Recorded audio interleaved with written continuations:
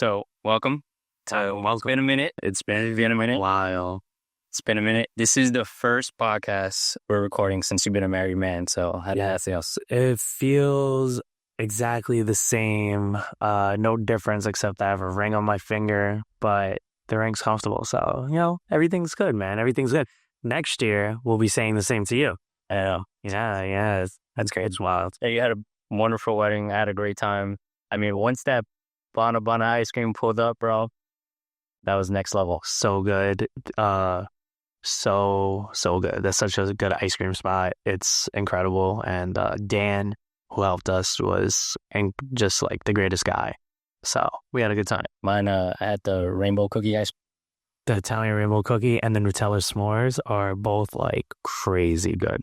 So good. So good. So this definitely is a great segue to the topic of today's episode, right? One thing that brought to my attention during the ceremony was you were talking about how much Joan supported you throughout your whole career path from sports to where you are today.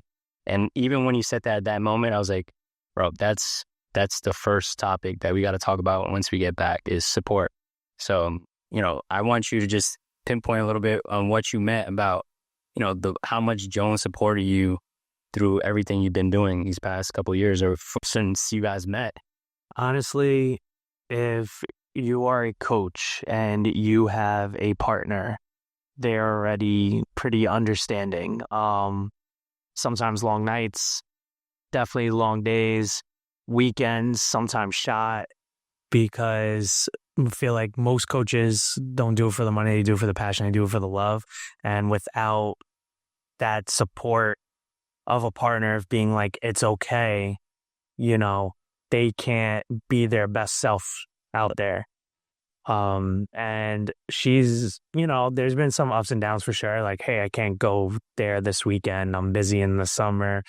But she stayed the course and she always supported me because she knew this is what I love and this is what I've done since, I don't know, we've been together since I was 17. So she saw me go through the playing phase and then into the coaching phase. And she's always been 10 toes down. She's always been supporting me and, super grateful because I probably wouldn't be where I'm at today. I wouldn't be coaching teams. My flag football team wouldn't be winning a city championship, right? Like, all these things don't happen without that support because it's easy to have a partner that doesn't support it. And now you have to choose, like, am I choosing the kids? Am I choosing the person I potentially love or what I'm super passionate about? And that's always a super tough choice. And some people have to go through that, and that's like really difficult to navigate. Yeah, but it wasn't one-sided because she dances, which in itself, right, it's kind of like a sport. It's the same grind. Right? Yeah, no, it is a grind, but that's her career. And this is, coaching was my career at one point where I coached full time. Now where that was like a super struggle because you waking up at 10, like, I went to work at like 10 and then I didn't get home till like 11 o'clock, 11:30 at night. And that was like 6 days a week. And just working with kids, weekends, all those things were like completed tournaments. It was in the summer, training all day. And so that was really hard. And then when I segued into the school, then it became a lot easier because now I can manage my own hours and I could coach all the teams and I'm still home by like 6:30. Yeah. Right. So that is like that. It's been beautiful because I get to do everything that I want.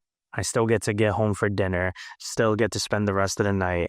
The weekends, I might have a game or practice, but it's usually in the morning. So there was some compromise, like I made moves so we could have a better life together, but I still get to do what I love. So that's always really, it's really great. But those things don't happen if she wasn't there, like supporting me. Like I wouldn't have went into school. Maybe I would have stayed into baseball. Maybe I would have, and then I would have been like dying out, burnout all the time because I'm working 10, 11-hour days and that's hard. Yeah. So it's a balance. You told me something in the last practice that we had together. It was like the text that you sent her in high school. Oh, Yeah, I have to find it, but a while ago I was looking through. I was actually talking to the kids, and they have like their little girlfriends in high school, and I'm like, when it's season, you got to be locked in. And I was just like messing around looking for a text message, and I saw me when I was 17. Found the text message texting her like, "Hey, you know, I love you, but it's baseball season. I'm locked in. Like, I'm not going to be around as much. I'm going to be in practice. I'm going to be working out. I'm going to be doing this, doing that. Um, and I appreciate the support." And so, 13 years later, we're doing this. I'm still coaching. I'm still doing the things that I love. And I still get to go home to the person that I love. So it's like a really beautiful um full circle moment because this is like a part of me. It's like who I am. Yeah. And she knew that. And she has such a passion of like the arts and being creative and dancing, and that's already a difficult field. So the same way that she supports me, I have to support her the same. Like, she has rehearsals, she has shows, she has to do this, she has to do that. So, it's a balance for sure. Yeah. Yeah. I mean, that one of the biggest reasons why Yaya and I are together is because off day one, like the support that she gives me with all the crazy stuff I do. I mean, like, me, it's like everything I do is revolved around baseball. My full-time job is revolved around baseball. My part-time, all the other hobbies that I do is all around baseball. And then since day one, like she was like, all right, you have a clinic on Sunday? All right, cool. Like, you mind if I go? I was like, or you want to pull up and watch me coach? She's like, yeah, why not? I go watch you coach. And then I could even go way back to like a bunch of relationships that I had with people where like it didn't work out because it was while I was playing, my amateur career. Hey, can we go here? Can we go there? And I'm like, I can't. I have a game. I can't. I have practice. I can't. I have a tournament, or I can't stay out late because I have a game the next day. And like things didn't work out.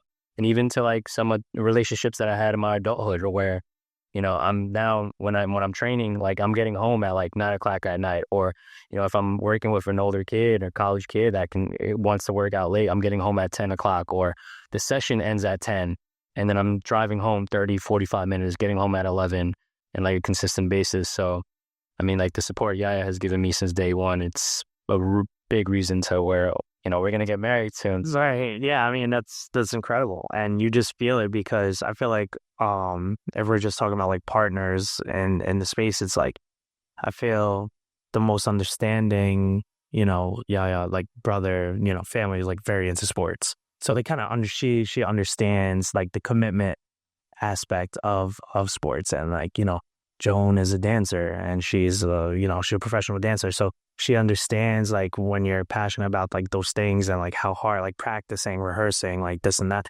we have to kind of be in it to fully understand what The grind. yeah, what we go through. And that's what kind of makes a good partner almost. It's definitely for a coach that doesn't just coach one season. That's like a full all year round thing. Um, it gets difficult, Yeah. and she's the reason why I started coaching. She's the reason why I got into baseball. She was doing her passion. I was like 21 and I was coaching a little bit, and I was like, I want to get into baseball. I want to do baseball. And I just did it. And she was like, yeah, go do it. This is what you love. This is what you're good at. And I was like, I am. And so I wouldn't be where I am if it wasn't for her to follow her dreams, which encouraged me to follow mine. Yeah. So Yeah. And I think this is important too. Like you said, we're, at least for us, like we're coaching high school kids, right? It's kind of inevitable, right? Like you said, girlfriends, boyfriends are coming around, and it's always like that double-edged sword where you don't want to tell a kid like, oh, well, you shouldn't be dating now, but you know how life goes, right? It's part of it, yeah, but it's just making those decisions, right? It's like, it's your young relationships aren't worth missing a practice or missing a game if that's your passion, right? Your game, your sport is your passion. Or a lot of the kids that I deal with, right, they want to go play college ball. They have aspirations of quote unquote going pro. So it's just that dedication, is making sure that you have that support line, but not only just the support line in your relationships, but I'm sure we've seen a lot with the support of parents as well, right? I mean, we come from the demographics where sometimes kids that we deal with are on their own, right? They're kind of going through life on their own, they're going through high school on their own, they're going through sports on their own.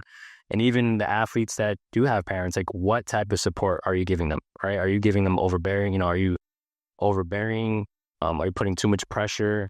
Are you a parent where you're choosing to go to the beach before taking your kid to like a batting practice? I see that all the time, especially at the little league level.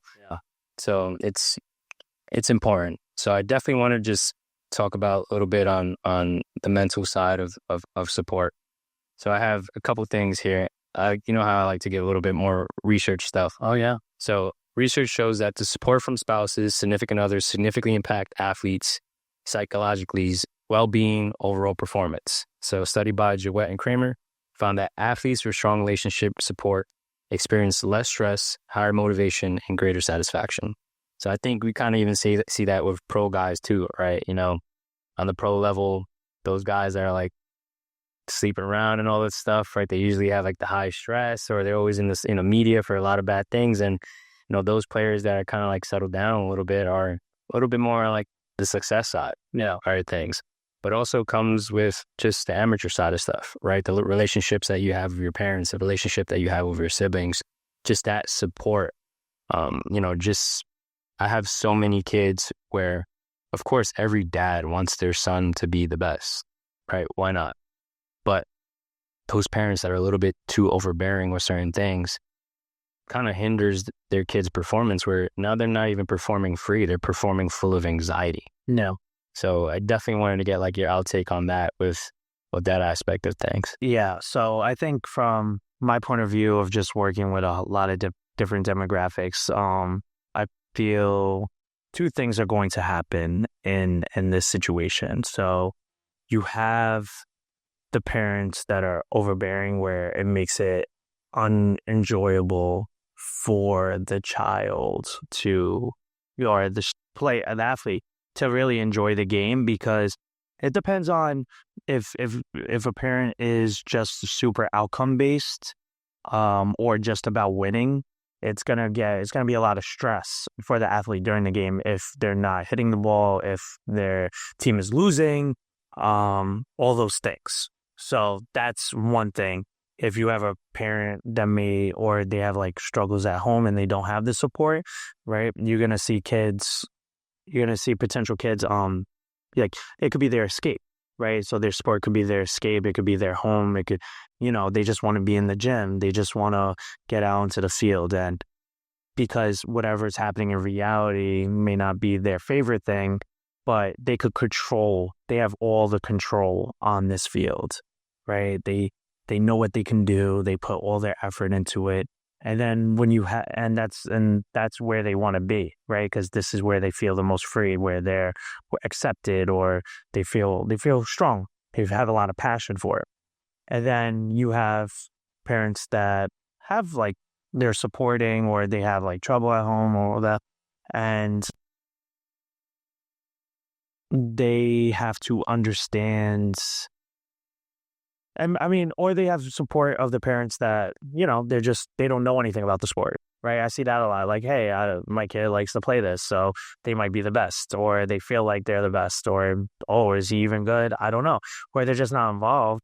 And that's fine too, because you deal with three different types of parents: the overbearing, the ones that aren't involved, and the ones that are just like, hey, whatever you want to do, right? All three could have good qualities. All three could have bad qualities. And I think it really depends on the athlete, how they want to embrace that support makes them the athlete that they are in a way as well. Yeah, for sure. And I see that a lot too. And I bring my dad as a great example, because my dad had really good work ethic, and he still to this day has great work ethic. I mean, the things that he achieved in life from where he grew up from and how he was raised is an incredible story. But in his way of being like a coach to me, it was very unique, where like I kind of still don't see it today. Like, he was hard on me, but he was hard in a way where it's like, he's not yelling. He wasn't yelling down my throat or all that stuff, but he's like, all right, tell me your goals. Tell me what you want, and I'm going to support you, right? You telling me you want to be good at baseball? Fun. I'll take you to your clinics. I'll take you to this camp. I'll get you this glove, I'll get you this bat, right? You got to work for it. But don't tell me that you want to go play college ball. Don't tell me you want to make this team, but then you want to stay home playing Xbox 24/7. Right. Right. And that's things that he would tell me. Right. I remember like he was never the type to, let's say if I make an error or I struck out, whatever the case is. He was never the type to be like, oh man, what the hell? Like, I can't believe you made that damn error. He wasn't yelling at me, but he was, listen, you told me you want to play college. You got to make that play. Right. So it was like super cerebral. Right. It was like in that tone. Sometimes he would like, he would text, he would like, I remember the text message after a game that, I don't remember how I messed up. Maybe it was like a strikeout 3 looking, something like that. And remember like a text, it's like, listen, these things happen. I get that. But if you really want to play at these levels, you got to do better. Yeah. And it goes back to a little bit of like awareness, like we were talking about our first episode, like awareness and then honesty, where it's true. It's true. He wasn't so overbearing where I was like, oh, like I'll shut down all that stuff. But it was almost like a self-reflection. Like he's right. If I do want to play at the next level, I gotta make this play, man. And I know I can make this play. I gotta make it. So it just kind of put me in this mindset for the next game where now it's in the back of my head, like, all right, listen, I know I can make this play. I know I could get this hit. I know I could come in clutch. Like, if this is who I want to be, this is the level that I want to play in, just execute. Yeah. Right. Execute. So, and then there's something that I always remember, I think it was his piano teacher. Right. So like my dad's story is that he's not a musician. Right. But that was his passion. His passion was music. He played the trumpet. So he got a scholarship to go to Fordham University playing the trumpet. He played the piano and he had a music teacher. I want to say his Mr. Swanson. I could be wrong. I could be butchering the name, but one of the things that his teacher told him was time wasted is time you would never get back. Sure. Right. So he always drove that in my head. Like the time wasted is the time you never get back. Right. All right. You decide, fine. You want to stay home and play Xbox? Fine. Stay home. Stay home. But that time wasted is time you never get back. That time wasted is time that someone else, either in your city, in your town, in another state, in the other side of the country, someone is out there working. So that's something that I always drove and, impacted my work ethic because he used to say, like, growing up that time, his goal, it's kind of like in music, it wasn't to start because everyone kind of played music at the same time, was like being in the front. Like he always like grinded to be in the front. So if you were the better musician or you're a better trumpet player, first chair. Yeah, first chair. First chair. Right? Yeah, the first chair. So, that's something that I always drive with me all the time, right? That phrase of time wasted is time you'll never get back. And, going back to like his uniqueness of coaching, where it's like, he coached me all throughout, let's say, not all throughout, but, the first years of Little League. And then by the time I got to like the big field, he was not really my coach anymore. By the time, I went to high school, obviously he's not my coach anymore. But he, without even knowing, like he was coaching in a very great style where a lot of the kids that he coached, became pretty successful, right? For the early stages of development, he did a really good job, like mentally preparing these kids to play at higher levels. So that's something where I take in my coaching style today, where I'm doing like almost the same thing like my dad did with me. It's like, all right, I'm not gonna yell at you. But if you're telling me that you want this and this and this, but you're doing this, that's not going to help you get to where you want to be, then you got to wake up or change your goal because you're not going to get to where you want to be from there. Yeah. And that's a crucial part of support. It's accountability. The people that love you or want you to do better are the people that are going to hold you accountable. And I think it sounded like your dad did a great job. Like, he wasn't mad at what you were doing or how you were performing, but he was just being realistic. He wasn't going to lie to you. If you want to get to this level, you're going to have to work a little bit harder. You're going to have to do this a little bit more. And it wasn't coming from a place of hate or aggression. It was just like a place of being realistic. And I think we need more of that in our coaching, in our support of young people, because it's easy for them to like get down or overhype with social media, right? Because anyone could put some like good clips together, or they could see someone putting good clips together and they're like, oh, he's good, or this and that. Um, but it's really about what are you doing to grow, and do you have people in your circle that are going to tell you you need to go and do this, you need to push yourself, or have a friend that's pushing themselves and you guys can push each other. Crucial way of support. And for a parental aspect, that accountability, same thing as a coach. Even like if you have a friend that has the same goals as you, I think we spoke about accountability partners. That accountable is such a crucial piece of support, because telling someone what they're doing wrong or holding them to a higher standard isn't degrading them or putting them down. And some people feel uncomfortable saying that to somebody, like, yo, you're not working hard, you're not doing this. And they're like, what do you mean? I play 50 games a year, 60 games a year. Just because you're playing a game doesn't mean you're working hard. You're just showing up and playing, right? What are you doing when you're not in between the lines? Are you doing anything, or are you playing Xbox? And so are they going to get better? Yeah, a little bit. But the person that's in the gym, the person that's working when social media is not around, or where your dad doesn't have to push you, that's when you're reaching a level of success in work. Yeah. I'm going to read you something which to me sounds like common sense, but maybe to some others out there, they definitely need to hear it. So the effects of parental involvement in youth sports have found that supportive parents positively influence self-esteem, confidence, and enjoyment in the sport, right? So we see that a bunch of times where like those overbearing, we can go to like the overbearing parent. I mean, I've seen it where parents are like 6-year-olds and 8-year-olds are like, what can I do more with my kid? What can I do more with my kid to get him better? I'm like, bro, your son is only 6. Your son is only 8. Let him have fun. Like, let him go out there and have fun. He's not, even if he was the greatest kid in the world, he's not going to get signed tomorrow. Yeah, I feel those parents, the ones, especially like when we talk about 5, 6, 4, 5, 6, 7, and their kid is the one that's just like playing in the dirt. We've all seen it, and they're the ones that are yelling. I think they're just like, they feel like that's a representation of them. And even if you were such a great athlete or this and that, I don't believe it, because if you were a great athlete, you would just want to watch your son play. You know how to get him there if you really needed to, or get her there. I think they just kind of see a reflection. Oh, Jimmy's catching ground balls and he's 5, and my kid is still chasing bees around. It's okay. They're 5 years old.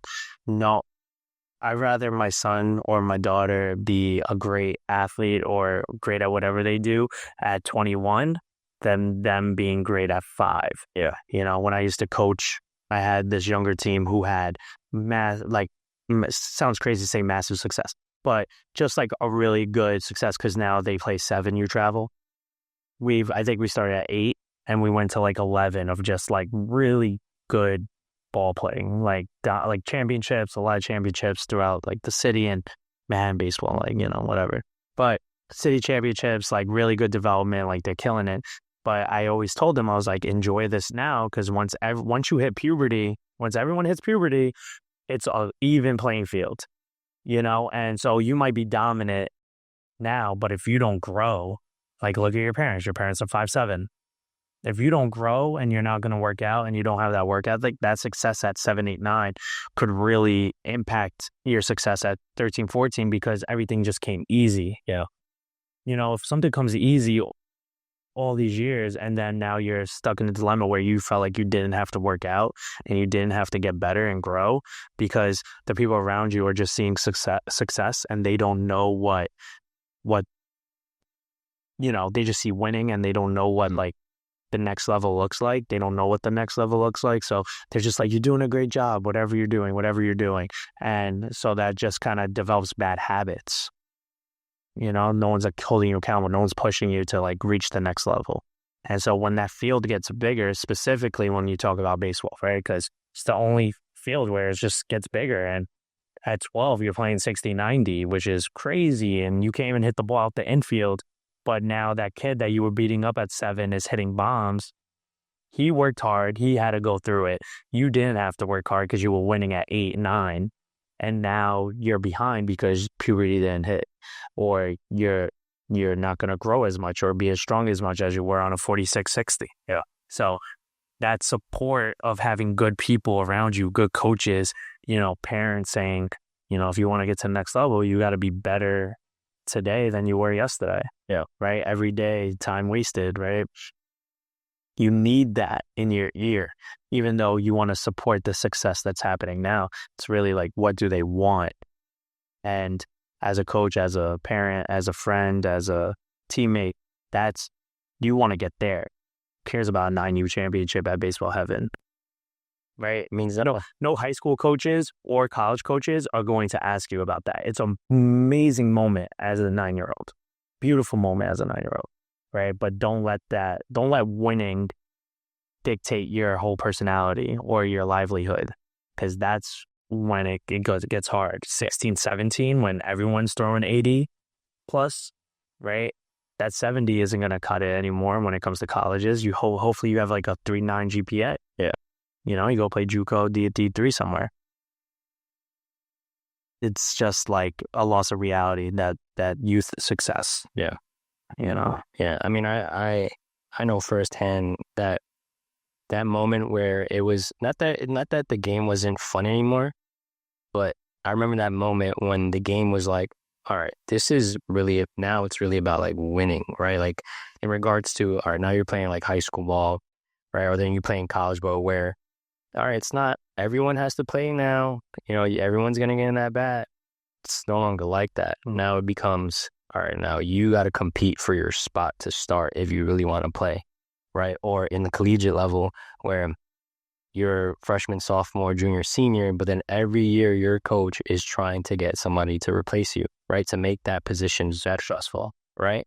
So that point where it's inevitable, right? Like that comes. Not saying the game doesn't become fun anymore, but when that point comes across, it changes a little bit. So that enjoyment period, right? Like that developmental time is important, because if you steal that enjoyment, if you're a parent and you're stealing that enjoyment from your child too soon, like it's just going to cause a burnout, right? I mean, I'm fortunate enough where I started coaching at an age where I was able to see a bunch of kids go through that ages of, 8, 9, 10, 11, 12, and then they go and then graduate high school, right? And I've seen a handful of players where like by their junior year of high school, they're no longer playing, right? And it's not because of talent. It's just like, I really don't want to play no more, right? Or, even worse, like earlier in the high school period when like, I'm not even going to go play high school ball no more. Like, it's just, I'm not even going to try. Like, I'm good. Like, I'm going to just be a regular student and that's it, which is fine. But the point is, like, at one point, like, your kid was super passionate about the game. And then that overbearing mentality of just pressure on your kid, pressure. And you thought that was your form of support, just ended up like backfiring. Yeah. And when we talk about baseball specific, it is it's like the worst sport. It's such a hard sport. Because it's not like basketball. Like, I don't want to play basketball. You go to the park right now, you could run a 3-on-3 somewhere. Yeah. Like you're going to constantly play basketball, or even if someone wants to throw a football around. But when do you ever go like, hey, let's go to the baseball field and let's play pickup baseball? It's not like one of those things because that's like the culture, right? Once you hit high school, depending on where you are. So what we were talking about was, baseball's hard because when it becomes all about winning, it becomes less fun because you can't just go to the park and play baseball. It's really hard, and not everyone has that skill set to just go to the park and play baseball. Because if you don't know how to catch a ball by 14, it's really hard to catch a baseball or get the work in that you want to do. So it becomes this bubble of, can I hit? Am I strong enough? Can I even reach from third to first? If we're chasing down, really becomes like the survival of the fittest almost. Especially in high school ball, maybe not freshman or JV, but when you play on the varsity level, I feel like if you're playing varsity baseball, you want to play the next level. It's very rare where you say like, I just going to play for fun at a competitive high level. if you're in like a high division and be like, nah, I'm good. I don't want to play because there's so much work that goes into it. It's not just athleticism. It's such a mentality, such a physical feat that you have to do to just play. And that's just high school ball. Basketball, if you're just a sick athlete that can handle the ball or you're 6'5", like you're fine. You'll find a way to be successful in basketball or even football if you're a big dude, if you're fast. But baseball is such a skill and it's such a grind mentally. It's such a grind physically, that at 13, that's like the age where everyone quits. Once the field gets bigger, you quit. Once you realize you have to, especially in New York City, you have to use a wood bat in New York City to play high school ball. Wow, now it's just pure power. That is so hard. It's such an underrated thing because everywhere else it's metal. Yeah. But you come from New York City, you're using a wood bat and you're having success at a high level. That separates so much. It helps the pitchers, but if you're a hitter and you're using wood, it becomes such a grind for those hitters. That's why I was glad that I became a PL later on in life. Yeah, I mean, I used the bomb bat. That's the best thing you could get, right? If you want any type of, if you're gonna get a cheap shot, when was our age? What, it was a big D Marini, and we thought if you had a Marucci, you were the man. I saw someone break 2 Maruccis in one game. Yeah. Hey, yeah, 2 Maruccis, broke both bats. It's like, I was definitely trying to be that guy. Like even before I fell into like the bomb bat, my dad was buying me the 271 Louisville Slugger where you could buy like 3 for like a $70, like whatever. Right, super balanced. I had the big stick at my freshman year. Yeah, I had a big stick, $30 Russell. Was it Russell? Right, the big stick bat. Was it Rawlings? Rawlings. Bro, it was like $30-$40. I think I was like, yeah, I'm gonna swing a 33 at 14. But it came to the point where I was like, all right, well, if the bat breaks, then that's like $70, every single time. So hard. And then my dad was like, all right, whatever. If this bat right here, they saying that you can't break it, then we're going to get it too. And then that was a cheat code. That thing was a cheat code. And you hope that your school has some team bats. Yeah. Or wherever you're playing has team bats. Yeah. It's such a grind. New York City baseball is so tough. Yeah. It's underrated. Like you said, even the fact that on the baseball side, using wood bats, I think should be valued more at the college level. Like you're recruiting an inner city kid or a kid playing in the city, the fact that they're using a wood bat, you should, now you get that kid, he's playing well, we give that kid a metal bat in his hand, then it changes things. Think about like the best kids you played with in high school, where they all ended up probably going semi-pro or pro. And right, like I could think of like 3 kids off the head that were successful hitting in the city that were like top kids. They all ended up going Division I or drafted. Yeah. So, yeah. So I got 3 types of support before I ask you this question, right? So it's emotional support, involves empathy, encouragement, and listening. Instrumental support includes practical help, such as transportation, financing, activities, helping with equipment. Such underrated support. And then informational support, right? Offering guidance and the advice when needed, often provided by parents or partners who are of understanding of the sport.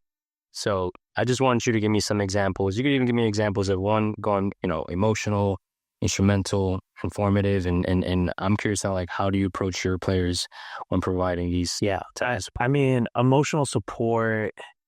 It's exactly what it sounds like. These kids, if we're talking about high school, if we're talking about even college, they have so much pressure on themselves, and it's not even the pressure that they're putting on themselves. You go to a game and then you have like a student body that's watching you, right? Like you have kids watching you. You probably have scouts watching you. And that's hard. That's hard to deal with. Like if you have a bad outing and you went to a showcase that you just spent X amount of money for and you have a bad go of it, like that's emotionally taxing. And then not only are you 16, 17, 18, 20, you're also going through life, right? There's no such, like no one has a perfect life. You're going through that struggle of just dealing with this. And then you might have school. So you're balancing school, you're balancing social, you're balancing athletics. and now you're trying to go to a different level, and then you have to get your workouts in. You might be, if you're a high performing athlete, you have your schedule is probably jam packed every day, trying to stay the course, and you have no time to even think of you and what you need. You're just going because you have this higher goal. So when it comes to emotional support, as a coach, one, you have to realize these are young people that you're dealing with. Their emotions, they're not fully, they're not full adults, even though they might be the size of an adult. They're still young, and they're gonna need you to hold them accountable, but you have to be understanding, right? Like you could be hard on them, and then you could take them to the side, like, yo, like, we're better than this, depending, right? It's all situational. And then when it comes to like friends and parents, no one cares about your feedback unless they ask you for it. So don't tell your kid at 16 what they should be doing. I know I should be hitting the ball, Mom. I really appreciate that feedback. You don't need to be saying anything except, hey, you worked your hardest out there. Yeah, all right, cool. Right? Next game. Don't talk to your kid if you're not like their coach, obviously, and this and that. They don't need your feedback. They just need just like love and support. That one person is gonna just say it's okay. Yeah. When it comes to that emotional support factor. And then what's the next one? The emotional support, and then the instrumental support. Oh, the driving. Wow, all I thought about was like my mom taking me to like most of my games, or there's a carpool. I never realized how much of a privilege I had by having my mother or teammate drive me somewhere. Working in a high school that does not supply transportation, and we take the train or bus or we walk to every game, and then they have to take it home. That support is so crazy. Like we have a game at 6, and then they have to take the bus home. They're not getting home till 9:30, 10 o'clock at night. Yeah. And they're going in the cold at night, in the dark, and how are they even going to get their homework done? It takes an hour and a half to get there by bus. Yeah. They're not going to take out their homework and do that. And that is such a disadvantage when you talk to city or inner city teams that don't supply transportation, or their parents don't drive, or their parents are working and they don't have. Wow, I never realized what a privilege it was until I started working in a school that did not supply transportation for anything, for anywhere. When we went to Brooklyn for the city championship, we took the train now. Now, is it a hassle? Yeah, it's a hassle. It's still 45 minutes, 50 minutes. And then they take the train back. And we get a bus there, we bring them back to the school, then they still got to take a train. They still got to get home. But it's the safety too. Now they have to worry about getting on the train. If they're a young lady playing sports, like they have to take the bus or the train. They all have to go. They're going to separate at one point or the other. So just that is so stressful. Yeah. I never realized how stressful that was. And then the equipment, right? Some schools, they fundraise for their equipment. Some of them don't have the privilege of having, good baseballs or good basketballs or this and that, right? So they have to fundraise or try to get money, or coaches come out of their pocket to supply the needs for student athletes. It happens all the time, or even like little leagues, or just to give their team like an edge or comfortability. I know I came out of my pocket to get my team practice jerseys one year, and I told the kids they have to give me money, and they didn't give me money. It's like, of course they're not going to, it's $20. I was just like, whatever.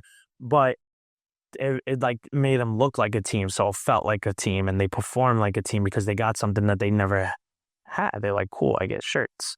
It's, having good basketball is like, oh, I don't have to use having a court, having a basketball, bro, having a baseball field or any type of court, a gym in a school, such an advantage and such a support, right? Where it's like you got that chip on your shoulder and you got to work extra hard because there's limited gym space, there's limited field space, especially New York City permits. Oh my God, crazy, right? So it's tough. That support is so crucial because no one understands like what the coaches go through, try to find the space, trying to support the team with all the supplies that they can. And that's a huge support. And then the last one was what? Last one, informational support. Yeah, I mean, sometimes you just kind of, I mean, as a coach, hopefully you have information, but I've seen coaches that are just teachers that just needed to step in, so any information, like, I know when I first started coaching the football, I know football, but I don't know like football like that. Yeah. I had to like kind of learn and strategize and try to figure it out so I could give the best information that I had. And same thing for anything, right? Like every coach doesn't know everything. They have to constantly grow and constantly take that in. But the thing how you become a great coach is you've seen that mistake so much and you corrected the mistake so much that it comes second nature. Like I could tell you right now when someone is throwing incorrectly or throwing correctly just off one throw. Yeah. Swings like, oh, you're not using frontal. But that just comes with time and experience and saying it with confidence and be confident in the information that you do know and being confident in the information you don't know. Like, I don't know, but I will find out. Yeah. All of these things make or break a team, make or break an athlete, depending, like, if they live far away, this, that. It's such a privilege for a lot of these schools to have what they have because there's so many schools that do not. Yeah. Yeah. No, I see it all the time. I'm coming at Mount, like, that's what I tell all the kids that I would love for them to attend Mount. Even when I was in Mount, I always felt that the school had everything you needed to get better as an athlete, whether you're a baseball player, football player, soccer player. So it had everything you needed, right? Obviously, you go there for the academics, but like a school that has a weight room, right? So many schools that don't have a weight room, right? We had our batting cage, even though at the time, now we have a nice batting cage, but at the time we were using basement of a specific building, but it was still a batting cage. Right. Right.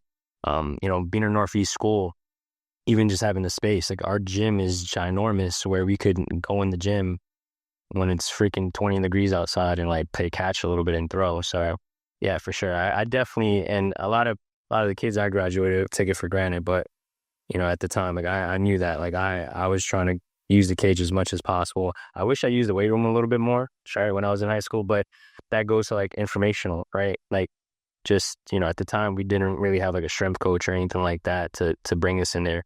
I did get it with the times that I did get in there. It was like when I was running track, right? The track coach at the time. I even know you ran track. Yeah. I mean, I did a bunch of stuff. Oh, you're fast. But the track coach understood the importance of strength and like speed. So he would take us in there in the weight room. But I just want to run through these quick from my perspective. Yeah, absolutely. So the emotional support side, like I'm not throwing subs with these things. I'm just telling you like from like what I see with the parents and whatnot. But sorry, call them out. But on the emotional side, right? Of course, I see like a lot of overbearing parents. Yes. But I also see like not even aggressively overbearing, but like the parent that is like every single pitch, every single throw, on the backstop trying to coach, right? The coach is on the sidelines trying to coach, right, in the bench and try to give signs. And then you can see on the backstop, right, the dad is like, that's so, like those things. Yeah. Right. Yeah. So like what perspective and prescriptive for that? Like I tell parents, like now I'm at the age at the time, like maybe 4 or 5 years ago, I felt like I was too young to tell a parent how to parent. Right. And I'm not telling you how to parent, but I'm kind of telling you like, listen, you're going to tell them how to be a fan. Right. Yeah. You're not telling them how to parent. Be a fan. Yeah. Be a fan. Yeah. Or like, I get it. Maybe you do love baseball. Right. And then, you played all this great stuff. I get it. But what I tell parents is like, all right, do this instead. Like, what about you take a little, I don't know, notebook or your notes on your phone and like write down everything that you saw that your kid did wrong. Nah. Don't even tell them to do that. No, I tell some parents. Like, because it's not even so much like when I'm coaching, but it's so much like I see it when they're like in their travel ball circuit, right? In the travel ball circuit where like I'm not with them all the time and you can see they're showing me videos of their kid and you can hear them like in the backstop of what they're saying, right? Like over coaching. And when like, dude, like first off, no college coach is gonna not want your kid. No, they won't. What if there's a scout, like a college recruiter there watching you do that? Like no one's gonna want your kid from there. But I tell them, like, if you can't help it, or I tell parents, you can't help it, try this. Like, just give it a shot. Like, I'll take your notes, but seriously, take your notes and then write because then at the end, then you can go back and say like, all right, well, these are the things that I feel like you have to work on, take it or leave it, like whatever it's worth to you. On the instrumental side, like, I've been there plenty of times where like I was at a school where I funded the whole, training room, you know what I'm saying? Just because I wanted my program to be legit, you know?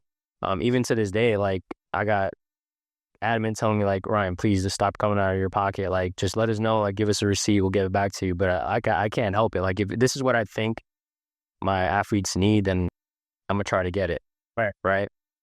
But on the opposite side of like what I see in parents is, yeah, for sure. Like training is expensive, equipment is expensive, bats are expensive. I get that.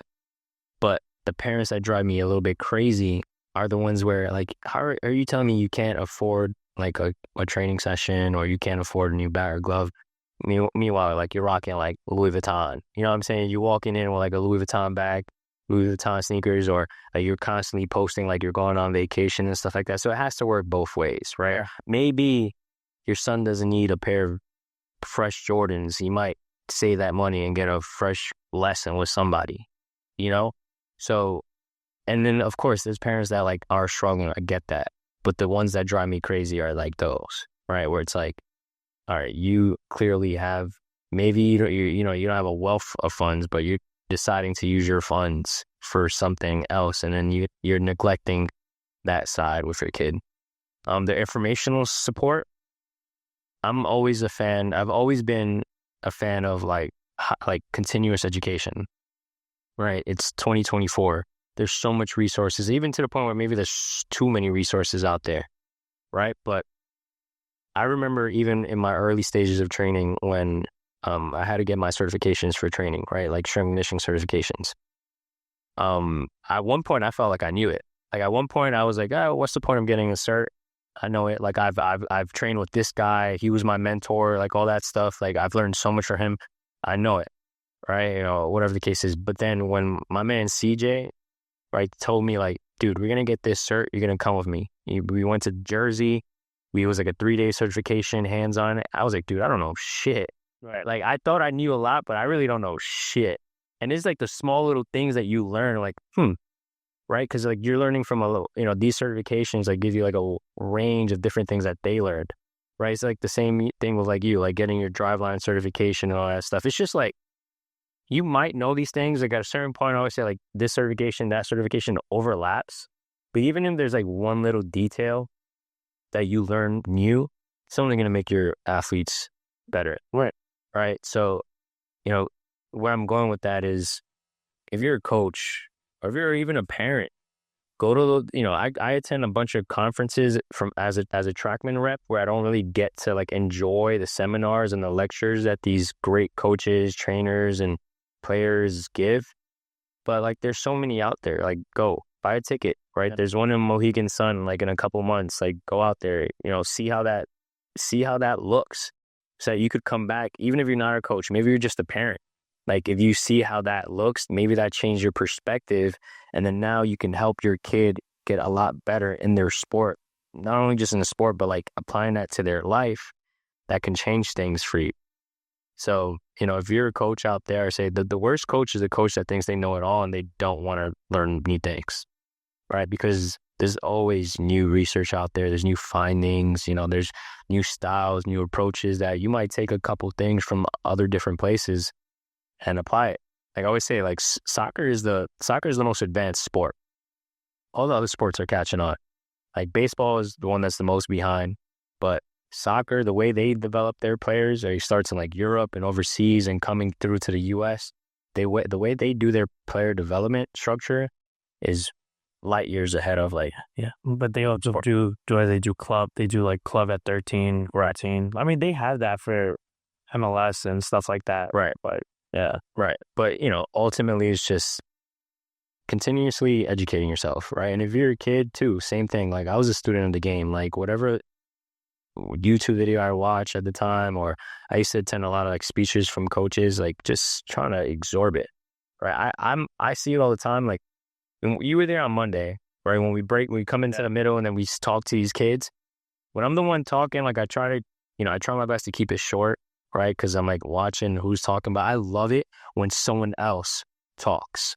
So then I could really like look at the kids. Like I'm really trying to see who's like not even so much locked in like in the performance side, but like locked in of like I'm really trying to absorb everything that's being told to me. And I could see it. There's kids that are just like locked in, listening to the coach. And that's one lesson that I always learn. Like, one, you should always look a man in their eye, right? Or like if someone's speaking, just look them in the face. But then the kids that like, when you're talking to them and you see them like, bro, you clearly like are not learning out. Yeah, you're checked out. You're checked out and you're not learning. I get it, right? Your kid can only have so much an attention span, but the kids that really make it to the next level are the ones that are really like locked in and trying to learn every little aspect to apply to their game. Yeah, and you could take in and just pick and choose what you want to take with you, right? Because it might be like a little gem. Yeah. So that's all I got, bro. Was there anything you want to talk about on the support side before we wrap it up? I think I'll just kind of end with this. When it comes to support, all that anyone really wants is someone knowing that they're there no matter what. So it doesn't really matter what kind of support it is, but just knowing that I could pick up a phone or I could just like go home and no one cares about how I performed. No one cared about if I won or I lost, but I could just be me. And I think we put our identity with our sport or what we do and we combine them way too much, and you're not what you do, right? That's not who you are. You're not a basketball player. You're not a baseball player. You're Ryan. You're a brother. You're a friend, a future husband, a stickball player, baseball coach, right? But you're Ryan first before you were ever a baseball player, right? So it doesn't define you on who you are. And all you want as an athlete is someone that just knows you as Ryan. And I think that's the key for youth success, high school, and as you go on, is just kind of having that support where people might see you differently when you get on the field, but no matter what, once you walk off it, or even when you're still on it, you're still Ryan, or you're still that person to somebody. You're not the baseball player Ryan. And we need to do a better job as coaches to understand that these kids are kids first or people first, and then they're basketball players. So it's like you're teaching the kid, right, to be a good basketball player. You're not teaching the basketball player things. You're supporting the athlete. You're supporting the person first, emotionally, all of emotionally, but confidence with love and compassion and those things. You're treating the human. You want the best out of your athlete, support the human, show them that you care, and then you'll get the best athlete when it's time. Yeah. Right? They'll show up early. And that's why I want to encourage, and that's why I try to encourage coaches. I've tell myself that, and I try to do that on a daily basis and try to help people with that on a daily basis, right? Because their wins and their losses, you're just a coach, bro. They're just a kid. Wins and losses shouldn't define you as a coach, right? Especially in high school level, this and that, right? Your job is to develop them so they could do whatever they want to do. You're teaching young men or young women how to be young men and young women, good people in the world. So support who they are first. Yeah. And I'll just kind of end on that. Yeah. I think that's well said. That's a good point. I'm glad you brought it up because there's so many stories that we can talk about how like the sport doesn't define who you are. Right. So, man, this is good stuff, man. I'm looking forward to the next one. A shout out to everybody. It's been a minute since we released an episode, but we were busy and now we're back. So back, baby. We're back. Back and better. All right, bro. Good stuff. All right.